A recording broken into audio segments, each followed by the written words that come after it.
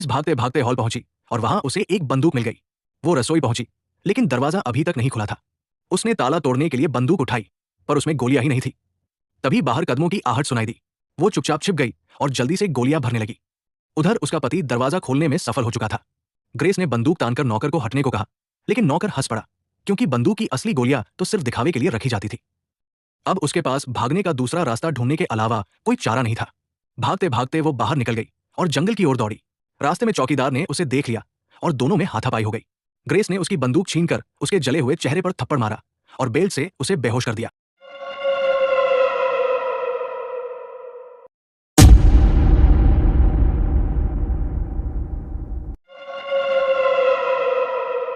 Car में बैठकर उसने हेल्पलाइन पर फोन किया, लेकिन सिस्टम में दिखा कि कार चोरी की रिपोर्ट की गई है और कॉल काट दी गई।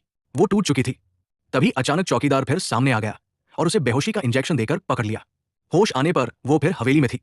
उधर परिवार की मां अपने बेटे से कह रही थी कि अगर वे शैतान से किया वादा पूरा नहीं करेंगे तो पूरा परिवार मर जाएगा।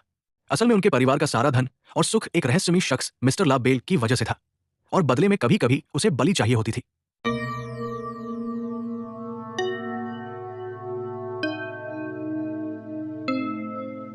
डेनियल उसे भागने ले जा रहा था कि उसकी पत्नी बंदूक लेकर आ गई और उसने डेनियल को मार दिया। तभी ग्रेस का धैर्य टूट गया। वो झपटकर उस पर टूट पड़ी और उसे मार डाला। फिर ससुर आया तो उसने लालटेन से उसे बेहोश कर दिया और आग फैल गई, जैसे युद्ध शुरू हो गया हो। सांस उस पर टूट पड़ी और उसका गला दबाने लगी।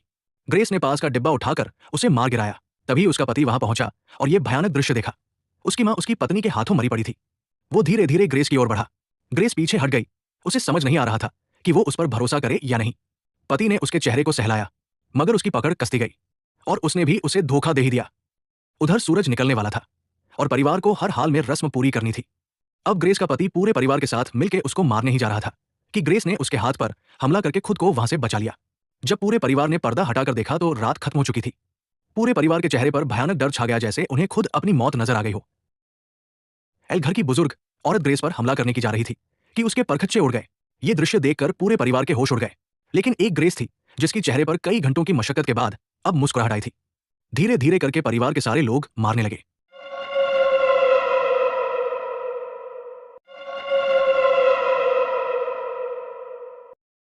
उसका पति एक बार फिर अपनी पत्नी से प्यार की भीख मांग रहा था, लेकिन उसे भी उसके लिए की सजा मिली।